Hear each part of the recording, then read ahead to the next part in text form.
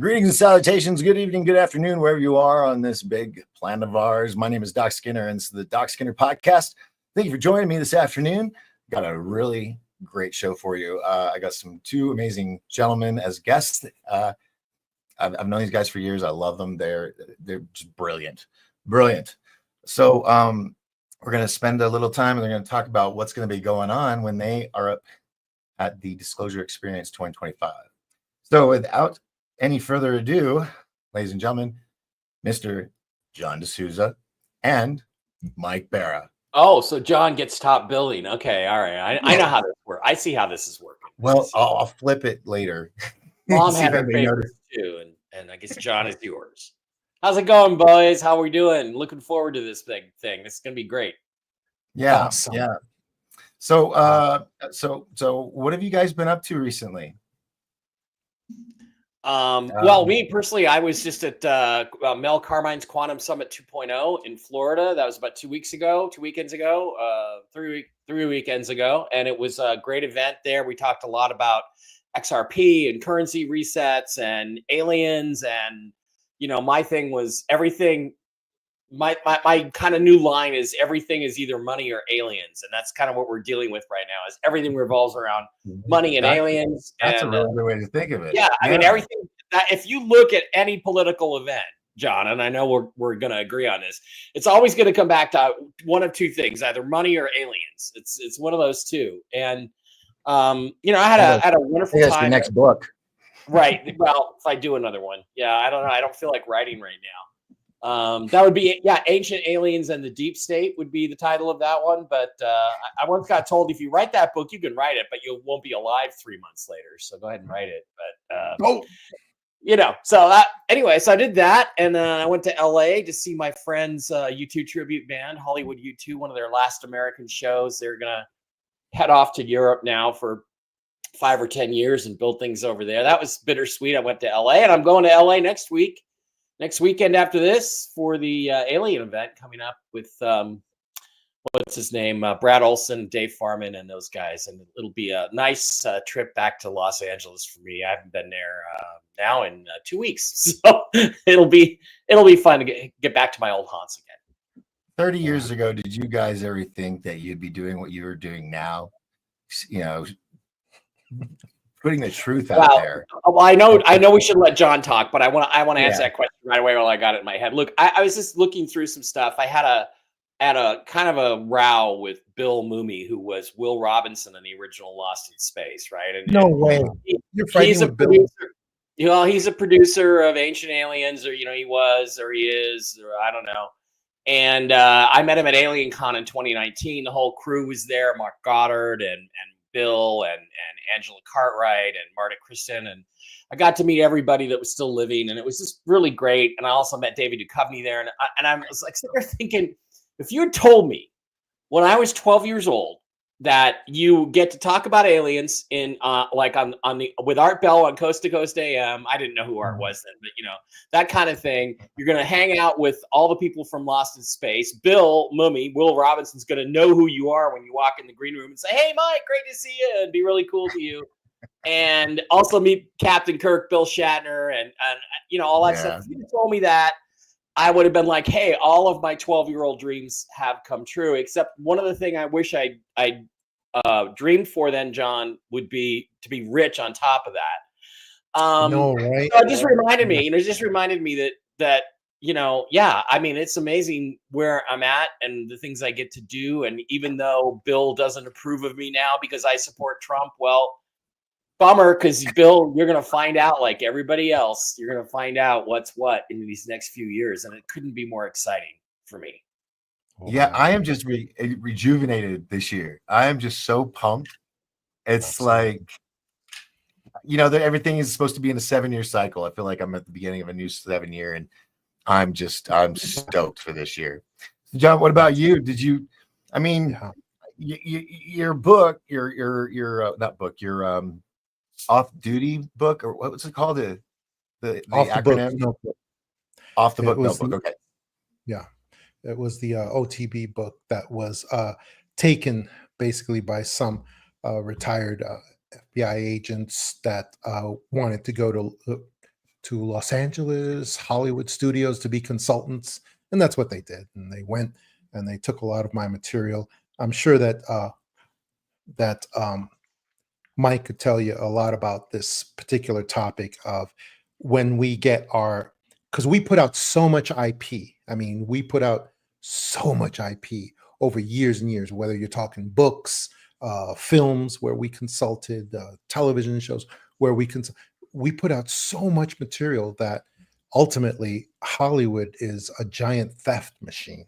It's a giant theft machine, and it steals so much of our IP and uses it in their shows, in their television shows, in their many things. I've had Hollywood people who get together with me and talk to me, and then they just have me provide them material as as we're getting ready to put together a show, and then they just steal everything from me and they just go off on their way. Dude, that is the same experience.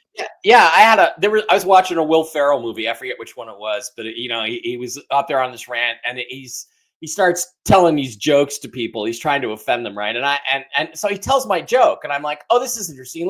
Let's see who wrote this script. And I go through, and I had written a script. I had an agent there for a while, and I wrote some movies for them, and they didn't get funded, but it's like I go through and it turns out that, he had the same agent that I submitted the script to with that joke in it. They liked that joke. They took it out and they just stole it.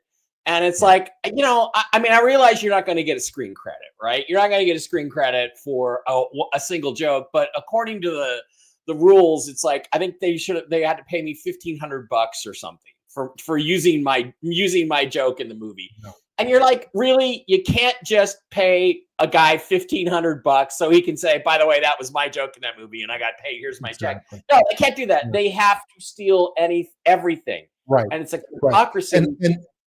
And I'll tell you, Mike, the reason they steal the material, and I'll tell you another example. There's a show on NBC.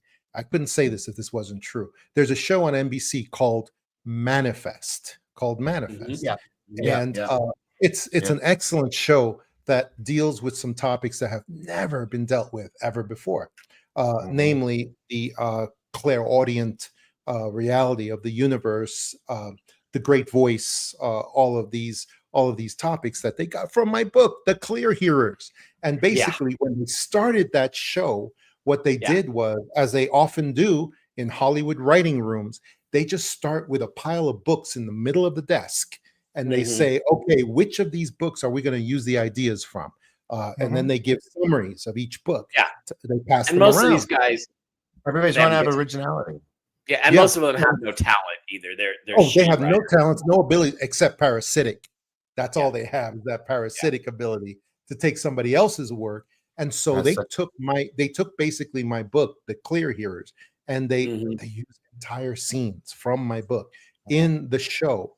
They use all kinds of material from my book, and the basic central concept of the show is also taken from my book, the Clear Hearers, and it's done very well. By the way, it's done extremely well, and that's why the show is very effective and it's very good. But they'll never give me. But shortly after it came out that they did steal that entire show from my book, the head writer, what do you call it, the showrunner, who's also the writer, creator.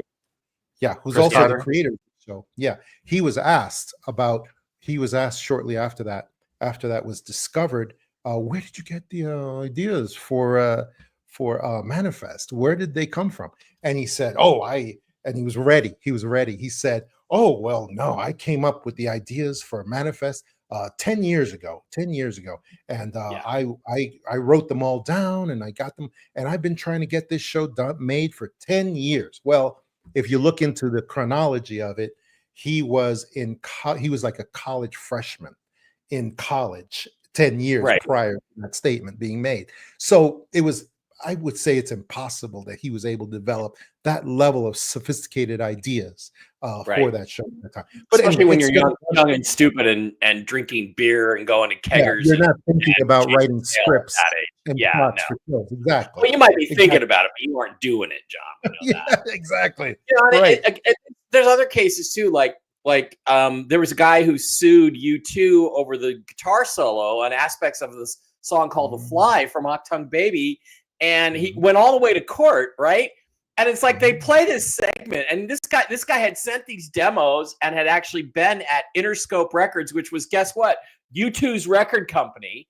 And you go through it, and they play his recording from, like, 1989, like 2.5 years before they recorded this song, and it's exactly line, measure for measure, the exact same guitar solo as the Edge came up with, and the judge rules it's not the same, and I'm like, how can you say it's not the same? So the whole system is so corrupt, and they paid the judge off.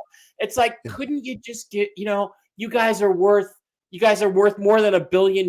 Couldn't you just give the guy $100,000 or pay his mortgage off or something and say, yeah, we must have just accidentally heard that while somebody else was playing his demo, and it inspired me. I mean, so this whole corrupt culture has to be taken down, this entertainment culture, Doc, and we have to replace it with something newer and better and fresher and more honest.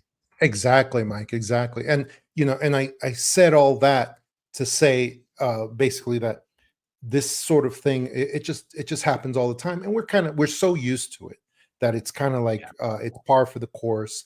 It's part of what we have to deal with all the time. But because of that system and others is the reason why, going to your original question, Doc, 30 years ago, when I was working for the federal government and I was totally subsumed with that world, I never for a moment thought that we would all be here in this situation where our own government basically was weaponized against the people of the United States, against all of us, whether it's through taxes, through regulation, through an illegal income tax, through illegal regulations, as far as I'm concerned, that touch us in every area of industry where we have worked. And where generally the government has just considered us enemies of the government for no particular reason. I never would have dreamed that I would be in the situation where I would be on the other side of the fence, so to speak, fighting for the rights of the people, which is how I see it. Because what's been going on here has been, it's basically the bureaucratic Roman government working hard against the plebs, the plebiscites that exist, and it's an intolerable situation. Did you say plebiscites? The plebs, that's what the Roman, the Romans used to call the people. Military school, we were plebs and for 6 weeks. It's John. It's interesting. You went to West Point. What's happening? No, I went to Marine Military Academy in Harlingen, down in Texas. Ooh, wow, that's almost as good. Wow, I went to school with all the cartel members' children. Wow, because it was their excuse to cross the border. Their kid was in school. John, it's interesting you make that comparison, because I've always felt like the historic comp for Trump was Caesar, and Caesar was this wealthy private citizen who stood with the common people because he could see how corrupt the Roman Republic had become. And you look at the deep state, they're the Optimates or the Optimates, whatever you want to call them, and trying to make him into a public enemy. The only thing we haven't seen is their Pompey the Great yet, that they brought out of retirement to go after him. Maybe it'll be Barack. Maybe we'll see that in the next 4 years. But all the battles are almost identical historically, and it's actually weird to look at. It's like a playbook that keeps being used over and over again. Yeah, and I have a similar historical comp for Trump, which would be the man who was the king of Babylon, king of Babylonia, the Babylonian Empire, which was Cyrus at that time, who was used by God to destroy entire nations. He wiped them off the map, including Israel for a period of time, and then they put out statements from God that basically said, I don't care how the Israelis, how much they consider Cyrus an evil man. God said to them, I choose to use Cyrus as my strong right hand. And who are you to tell me I can't do that? I can use anyone I want. And that's why, because Cyrus was largely considered a very bad person, who committed a lot of violence against a lot of nations. And well, if you're one of the countries that got wiped off the face of the earth, I can understand that you would view him that way. Yeah, exactly. And Israel did too for a short period of time under Cyrus. But God said that was his plan in order to chasten, to punish, to chastise Israel, and that Cyrus was his instrument for that purpose. And so because of that, and because Cyrus was largely considered a very bad person by the majority of the world, that's why they compare him to Trump now these days, because there's a large portion of the world that considers Trump a very bad person, as he steamrolls other nations. Very similar in a manner to how Cyrus used to do it, except Cyrus used to kill them, but Trump is just subjugating. Yeah, there is economic subjugation, right? Yeah, exactly. Canada. So I love Mike Myers' T-shirt. Canada is not for sale. Okay, well, when we cut off your $238 billion, it will be. That's all he has to do. He's just say, "Well, no more aid for Canada. Bye." Yeah, come back to us when you guys are ready to talk about, selling. I think we need to pass a law to ban all entertainment from politics. That's like a toddler. That's like a toddler saying, I don't need my milk. I don't need my Wawa from my mom. I don't need it. I'm not eating my vegetables. I'm going to be independent. Yeah. It's like a toddler saying that. That's ridiculous. We are a little off track. If you look at the geopolitical realities of it, it's insane. Canada cannot exist without the extreme and constant largesse of the United States of America. That is correct. Welcome to America, Canada. Welcome. So let's talk about this weekend thing. We got some exciting stuff coming up there in Sholo. Hey, we have exciting stuff. Hey, we got Disclosure Experience 2025 by 1028 Productions with Doc Skinner at Sholo, Arizona, and it's going to be from May 2nd, Friday, to May 4th, Sunday, with El Bara, the person who is known in legend and in myth as El Bara. And then there is also Laura Eisenhower, the inimitable Laura Eisenhower. And you're going to have me, John DeSouza, the X-Man, and we'll also have Tom Reed, the abductee, the very well-known abductee as well. That's going to be very wild. And what's going to be so great about this weekend is that we will be, as I have been informed by the magnificent El Barra and Laura the Eisenhower, is that we are going to be having both opportunities to have long form presentations and short form presentations in various forms. We'll be having our books there, of course. We'll be hopefully me and Mike will be having some debates, some very nice, succinct debates. I was hoping to do respectful and loving, and yet also very I forgot what that word is. Engaging. That's it. That's it. You're DeSouza. They don't call you Doc DeSouza Skinner for nothing. Okay, and also I was hoping to debate also possibly with Mike do the fake moon landings as well. Oh, let's do that. Yeah, I'm down for that. Those two videos right there. If Doc, you got to videotape those two debates. Those will sell like hotcakes afterwards. So. I would love to do that with Mike. Yeah. I think that would be the perfect place to do it. And I was also hoping, depending on how things go, I would love for Mike to do for us and with all of us participating, his Toxically Masculine Tuesday as well. I thought that would be a great thing. Sounds like you want to get invited to TMT, John. And I would want to be considered the primary toxic male most on toxic on his panel. And if we could find some other toxically masculine men as well, all right. Of course, we'll have to go according to the audience. We'll have to see how the audience. We could do a special live stream. I do plan on doing some live streams for these events. And Doc, I just want to tell you. Go ahead. And we'll have the Yukon Jack or whatever swill you guys drink during the toxically masculine Tuesdays. I don't remember what it is, I drink but Sambuca. I'm drinking Sambuca. It's a Puerto Rican whiskey. It's delicious. oh, Anyway, go ahead, Doc. okay. Which will be incredibly funny because I'm not a drinker, and I have very big I have huge contempt for large alcoholic drinks of that kind. So that should be very interesting for me to participate in that. So yeah, Oh, that's we'll have the dance what floor. So Yeah, we are going to have a dance floor. Doc, why don't you tell everybody what the plans are for these weekends? These are different. It's not a typical conference. There's not this wall between us and the audience. We're all there. It's a small party. It's only a few people, and it's complete access. We are going to still have the presentations and the panels and things like that, but we're going to do some extraordinarily different things and really spend the whole 2.5 days together, really, right? yeah, and how it'll be 4 speakers each weekend, different 4 speakers every weekend, with 20 new guests.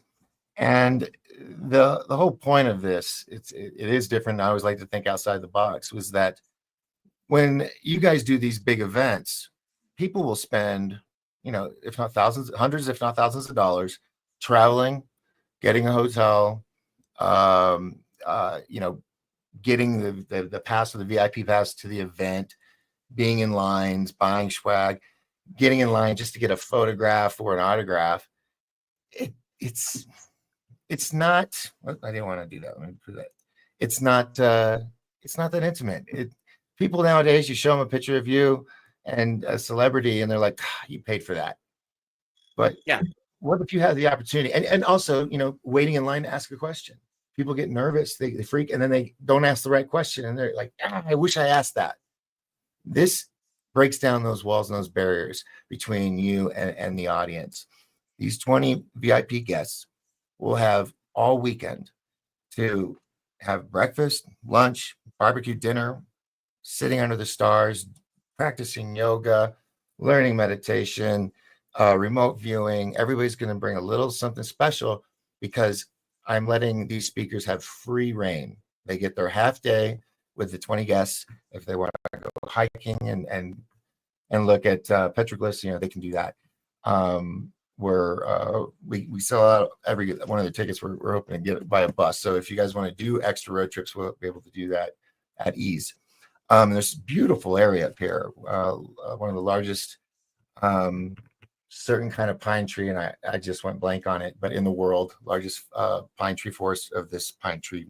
Douglas fir, probably, right? Douglas firs. Something, yeah. I feel bad. I should know that. There's a lot of nice trees in Arizona. We know that. Yeah. Yes, we have these things called seasons too, but people down in Phoenix and other areas they don't understand. But it is a beautiful location, and the ranch is a privately owned ranch that they've been gracious enough to let us utilize. And there's a large pond where elk. The most I saw one morning was 50 elk all around the pond, and it's one of their drinking sources. So I don't know how it's going to be with 20, 30 people there with staff and whatnot.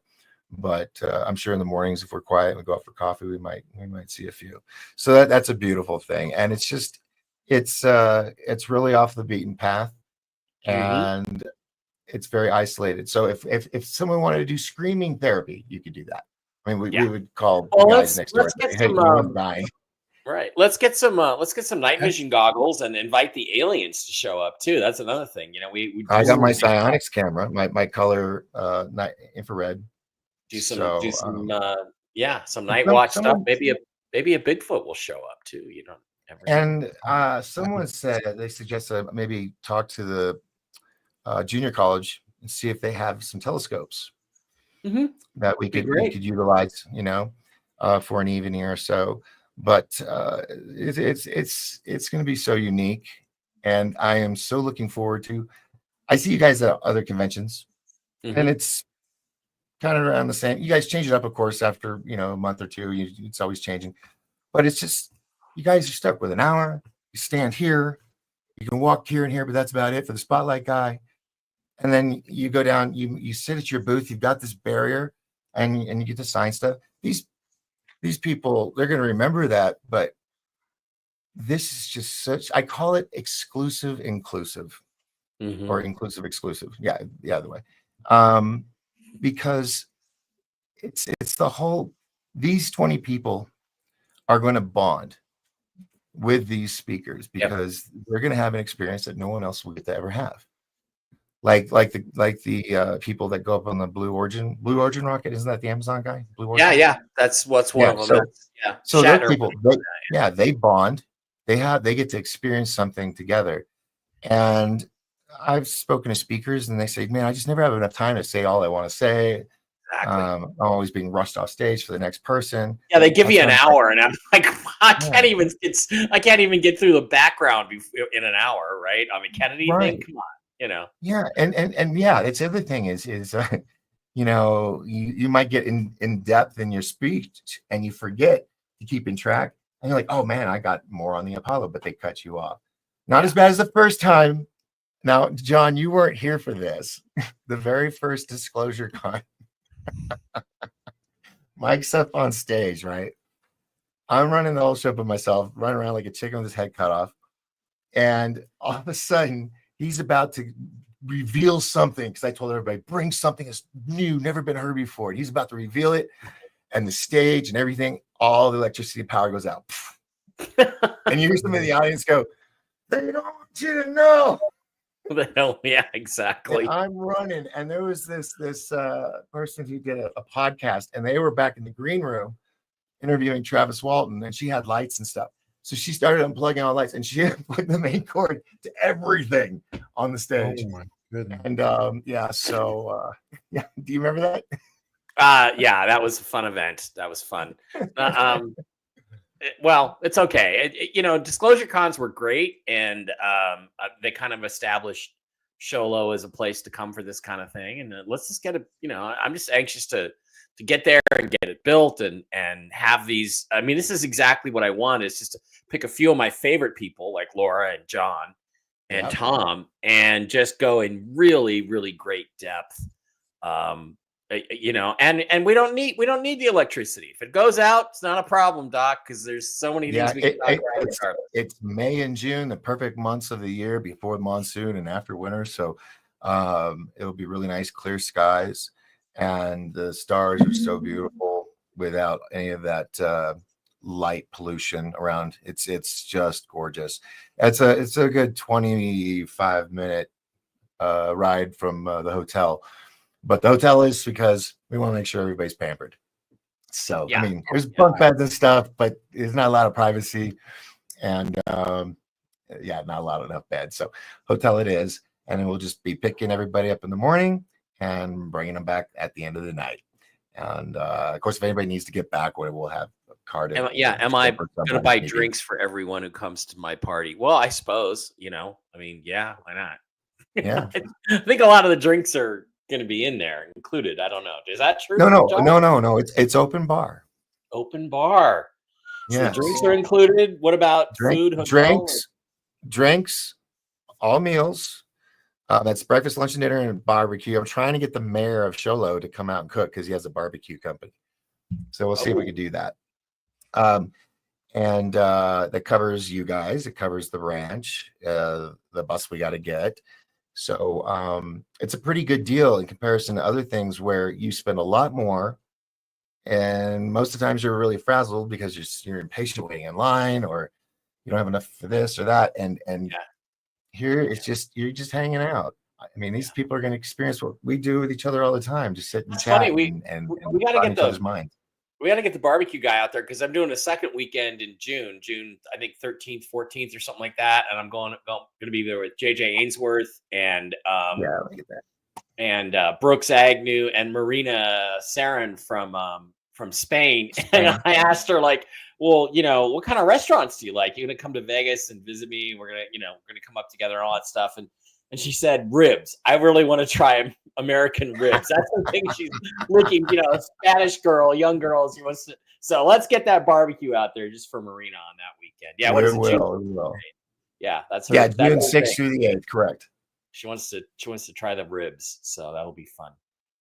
Yeah, it's another good definitely. We'll document it for sure. I've been very blessed to get some great speakers. And Brad Olson was on night before last, Tuesday. David Rodriguez, I'm working to get him on, as well as Tony Rodriguez. Had Patrick Ryan on. Brooks, I love you guys because you're my alumni. Yeah, you guys true. have been with me through thick and thin. That's true. And I just adore you guys. So everything I do, first ones I call.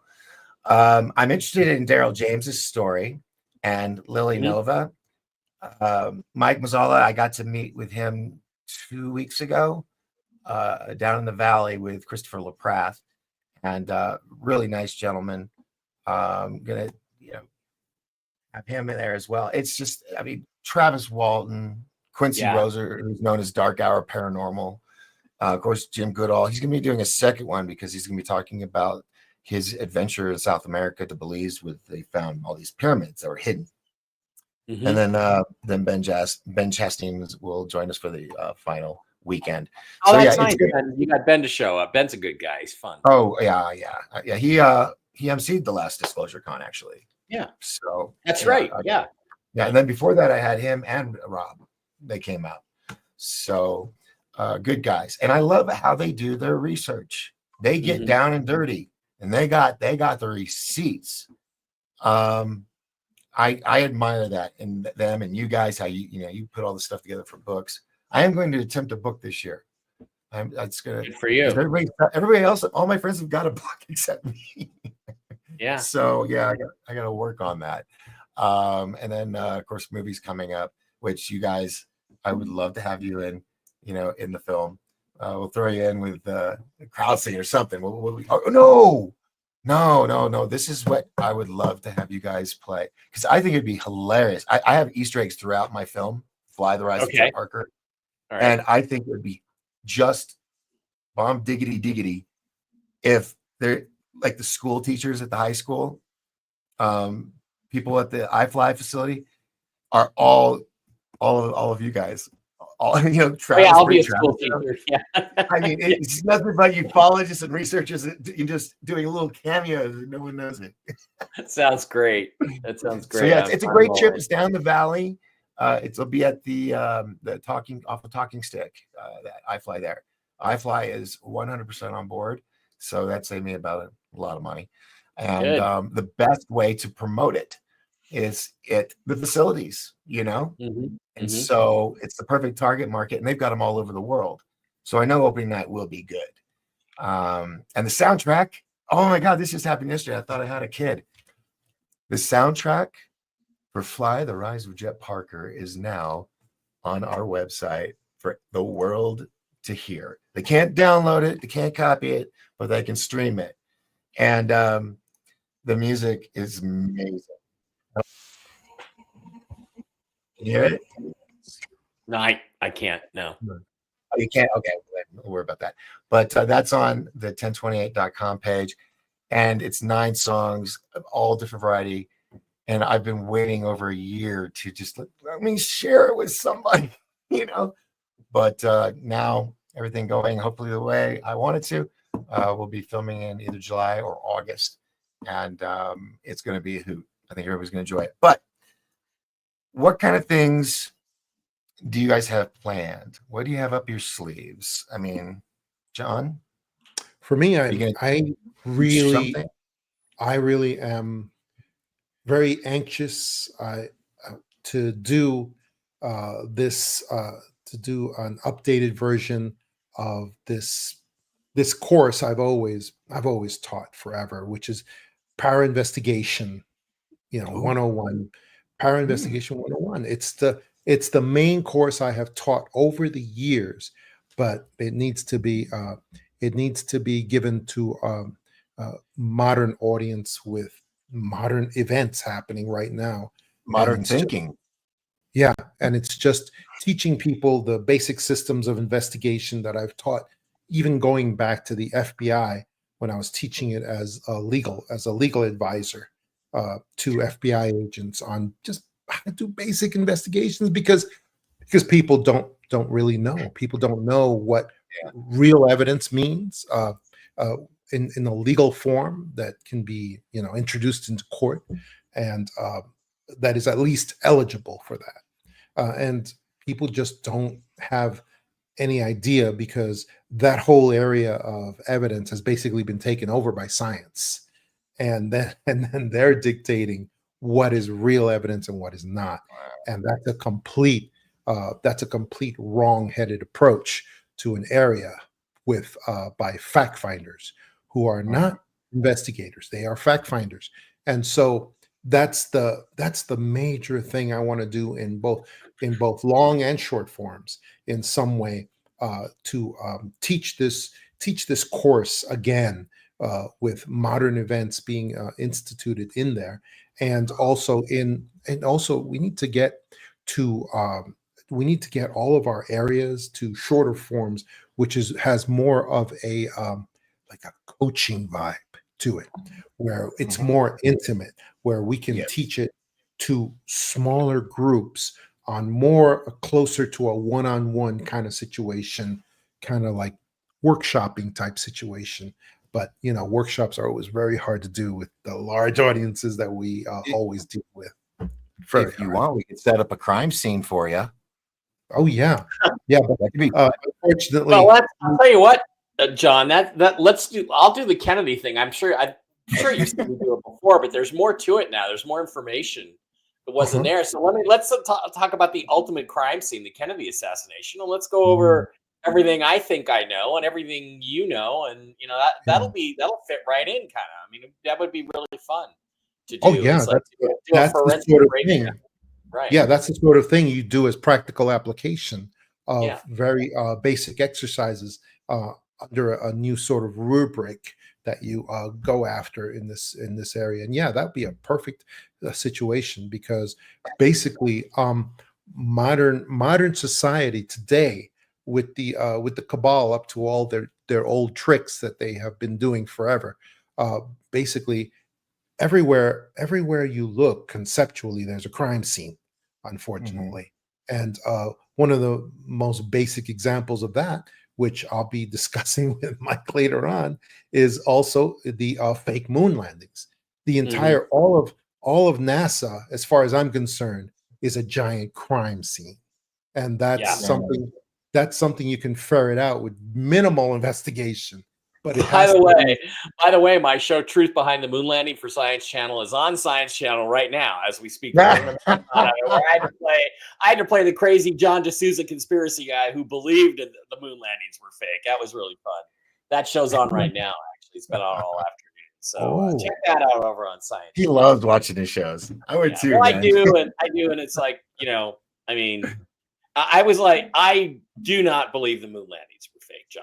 I think we disagree about that, but they asked me to do this part, and I was like, well, if in the end we ultimately get to what I think is the truth, then I was willing to do it. I tried to speak for the John DeSouzas of the world on that show and say, well, what about this? That's very important. That's very important to do, Mike. I appreciate it. It's really interesting, because as we were shooting the very last day of shooting, and this is the kind of story you're going to get at the Disclosure Experience 2025. At the last day, we were shooting a thing about a guy named Thomas Barron. Now, Thomas Barron issued a 500-page report to Congress about the Apollo 1 fire, in which 3 astronauts were killed in 1967.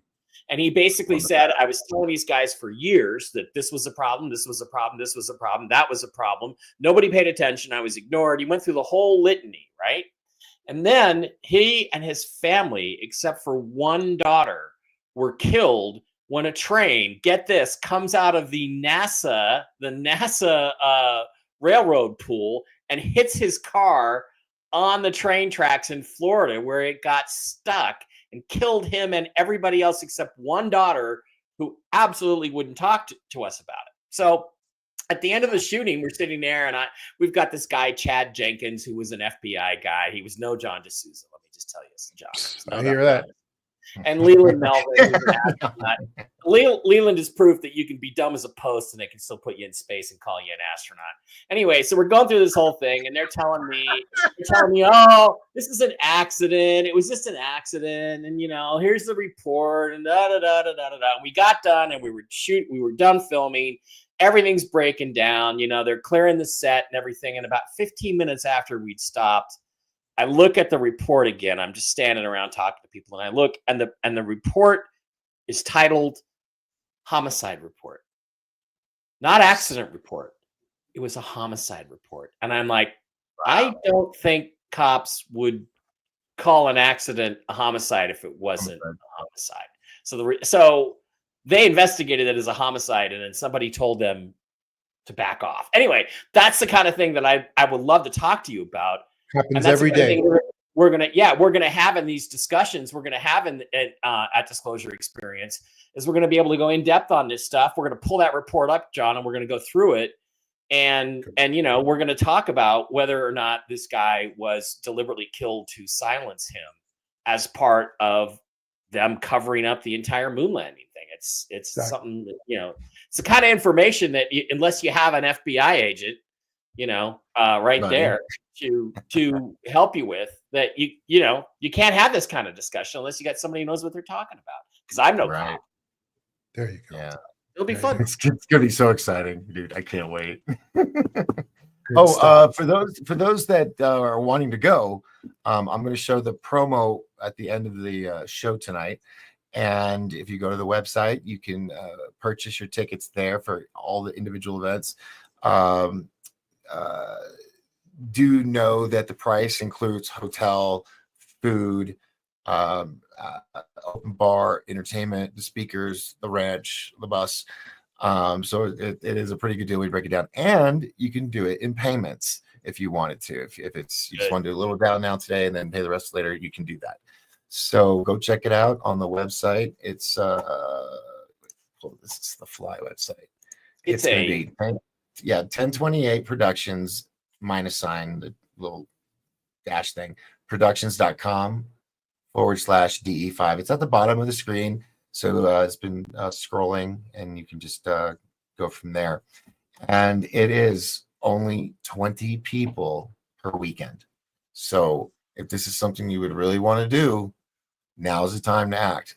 There will be a deadline of April 20th. If need be, we could push it back a little further, but we need that time to get everything together, know who's going to be coming which weekend, so we can make it the most magical, fun, exciting, thrilling experience weekend you've had in a while. Cool. Watch the vid. Yeah. I'm excited. I want to see this myself. All right. Let's do that, man.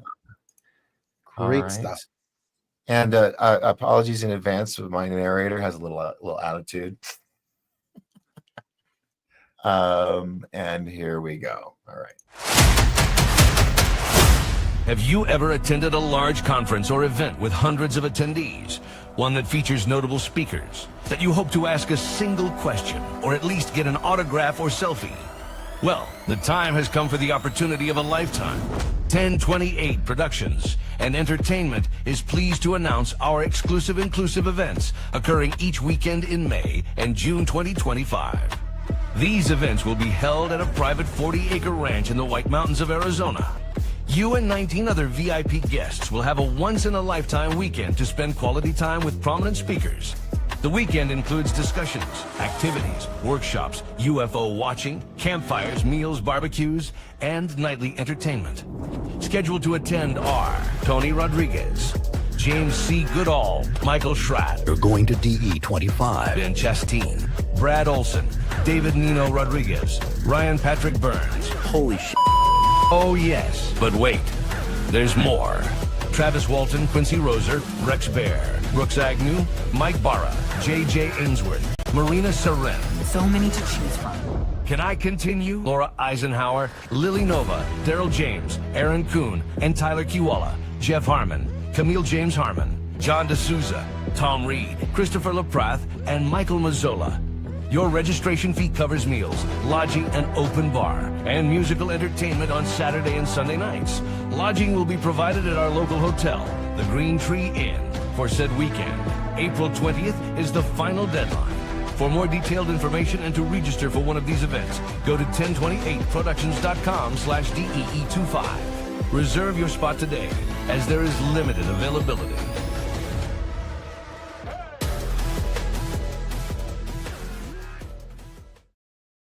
Well, that sounds cool. Who could resist that, right? Yeah. Wow. It's a heck of a lineup, and it's going to be like nothing else. Wow, that sounds awesome. And Doc, you'll let me know if you need me to fill in for one of the other weekends there. That looks pretty wild. Yeah, we could fit you in. Awesome. And I'm also a projector and a big inflatable screen. So if you want to be out in the patio, put it out in front of the patio and under the stars if you want. Possibilities are endless. So everything's gonna be nice and green. I was gonna put footage of the land, but we just got the snow, so everything's done right now. So I didn't want to project that. Oh, you don't want to suggest to people it's going to be snowing up there when they get there. So Right. That's and that was my mistake with October, but so I'm really looking forward to it. And John, we'll talk about squeezing in somewhere else as well.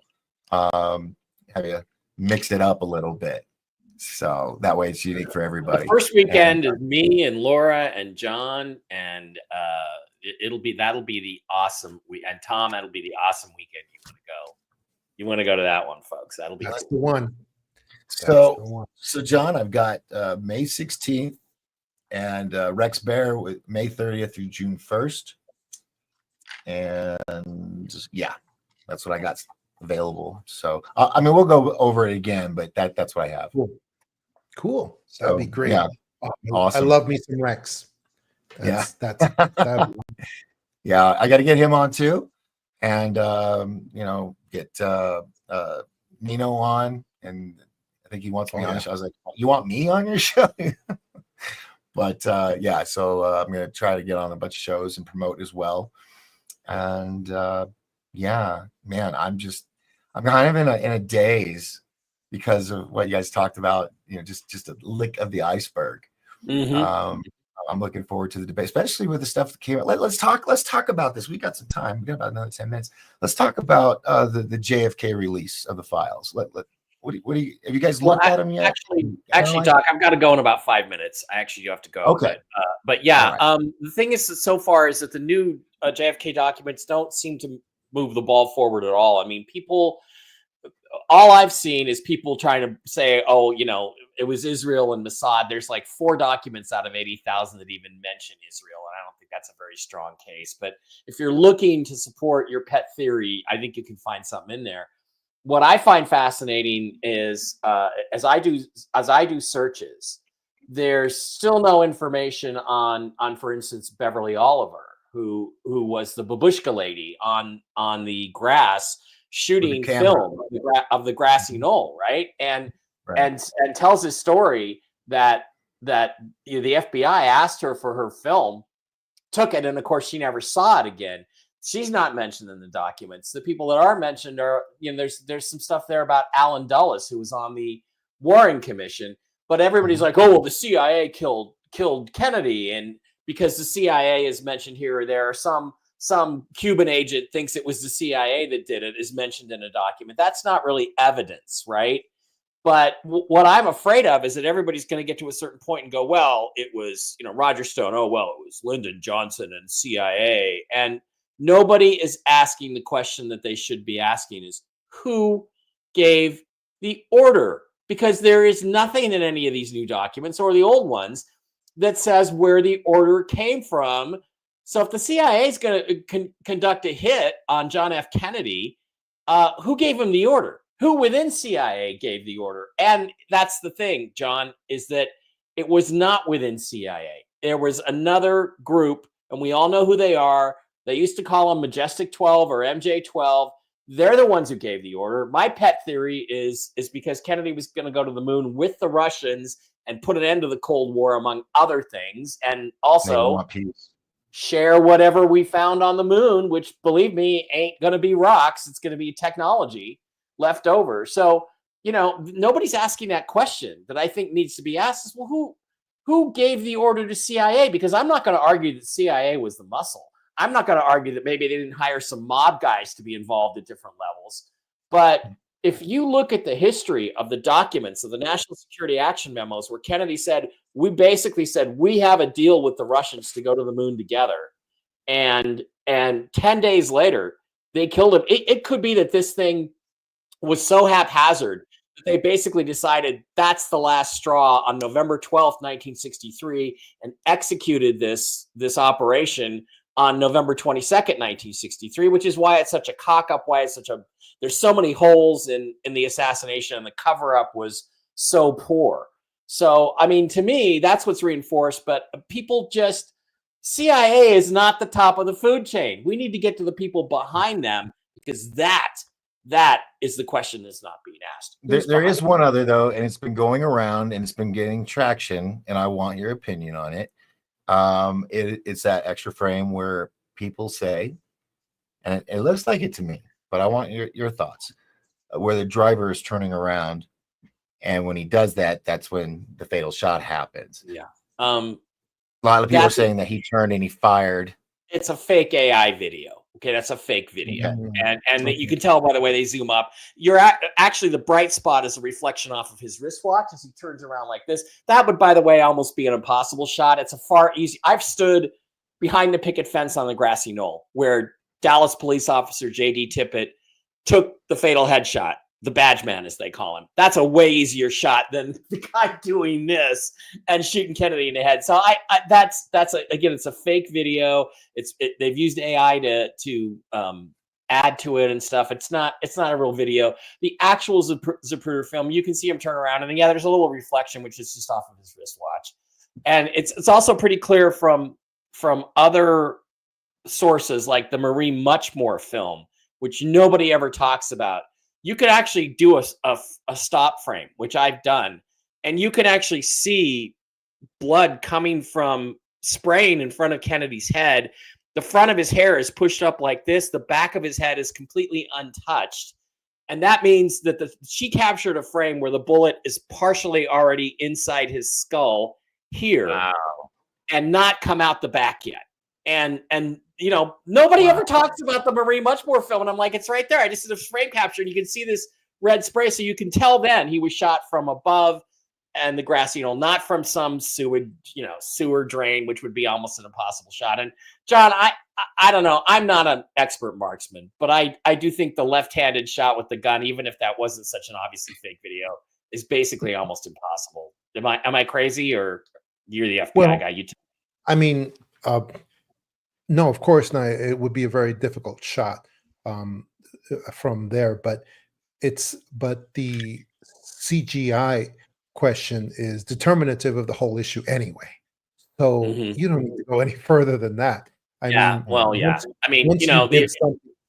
Once you give something a good look, and you're like, okay, this is a CGI remake, then basically there's no other issues need to be dealt with there, and that's done.